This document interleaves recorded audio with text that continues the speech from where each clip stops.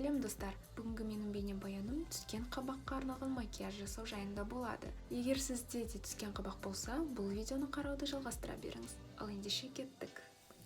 Бұл макияжға бізге 3 түс пен 3 шашақ керек. Ең алдымен кішкентай шашақпен көздің сыртқы қатпарын ерекшелейміз. Көзді бояп жатқанда түсін қанық қылуға тырысамыз.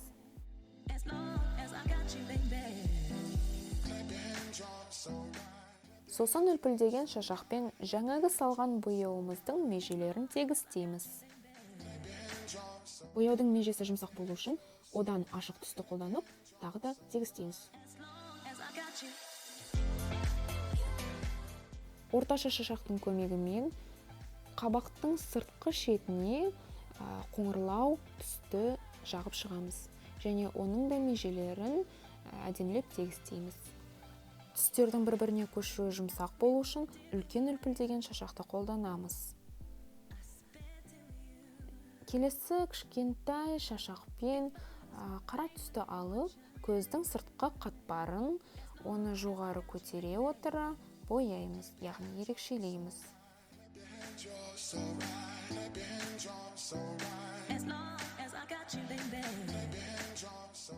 Және астыңғы қабақты да бояуды ұмытып кетпеу керек.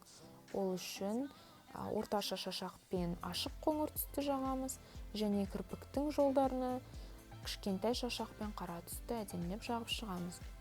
Көздің маңайын тазалау үшін кез келген жағдайда біз саусақтарымызды қолдана аламыз.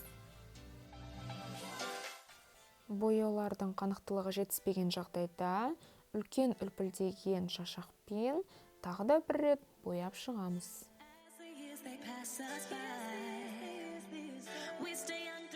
Шашақты тазалап, бір жолата бояуымыздың межелерін тегістеп шығамыз. Қабақтың ішінен ортасына қарай ашық түсті жағып шығу керек.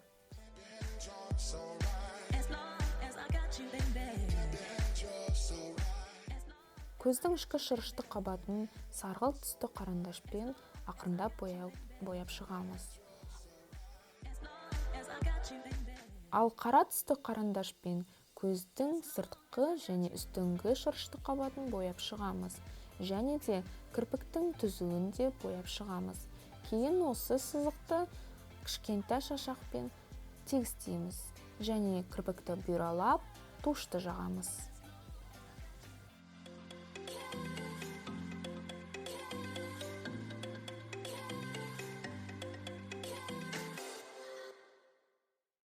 Осылайша бейнебаянның соңына да келіп жеттік. Байқағаныңыздай, менің түскен қабағым қазір мүлдем көрінбейді. Егер сізге бұл бейнебаян ұнаса, лайк басып, парақшама жазылуды ұмытпаңыздар. Назарларыңызға рахмет, кездескенше сау болыңыздар.